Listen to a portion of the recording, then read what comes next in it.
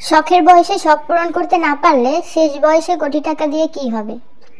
আসলে আমাদের সবারই নির্দিষ্ট একটা শখ থাকে বা আমাদের বয়স অনুযায়ী নির্দিষ্ট একটা চাহিদা থাকে। তো হ্যালো এভরিওয়ান, আসসালামু আলাইকুম। আজকে আমি সারাদিন কি করলাম সেটাই আপনাদের সাথে শেয়ার করব। দুপুরের আগ পর্যন্ত যে কাজগুলো করেছি সেগুলো আপনাদের সাথে শেয়ার করছি। তো আজকে দুপুরে রান্না করেছিলাম লাল শাক। তো লাল শাকটা আমি আগে সিদ্ধ করে এবার এর মধ্যে পেঁয়াজ রসুন এবং একটু শুকনো মরিচ গুঁড়ো করে উপরে দিয়ে নামিয়ে নেব। এভাবে শাকটা রান্না করলে খুব ভালো লাগে খেতে। তো আর রান্না করেছিলাম সিম টমেটোটাও ভালো লাগে, সাথে আলু হলে আরও মজা হয়, কিন্তু আজকে আলুটা দেওয়া হয়নি।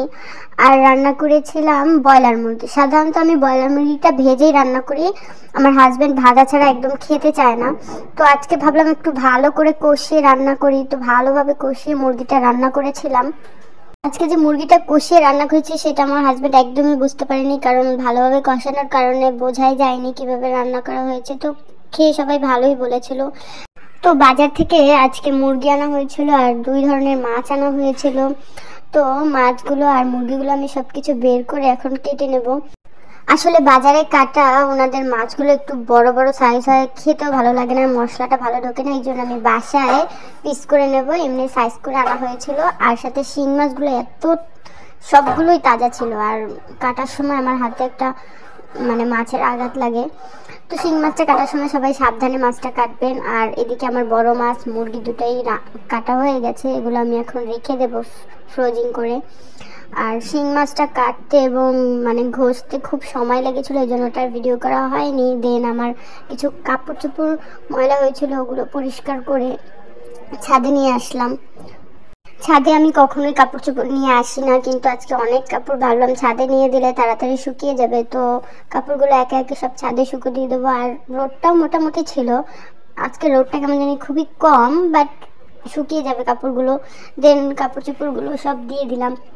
আমারও আসলে কিছু শখ আছে, যেমন সংসারটা খুব সুন্দর করে সাজাবো ইনশাল্লাহ। আস্তে আস্তে সব স্বপ্ন পূরণ হচ্ছে, আর মহান আল্লাহ তাআলার রহমতে সব একদিন পূরণ হয়েও যাবে।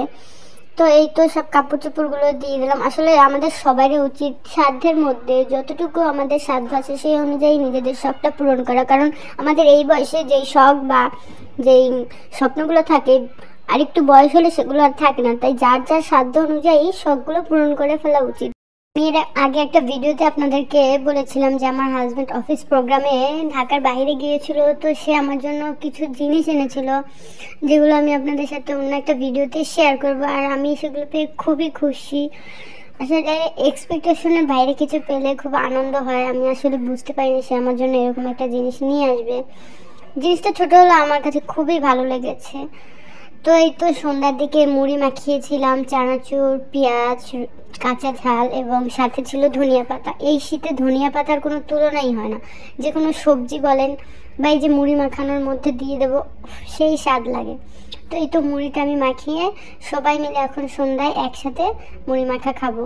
তো আল্লাহ হাফেজ।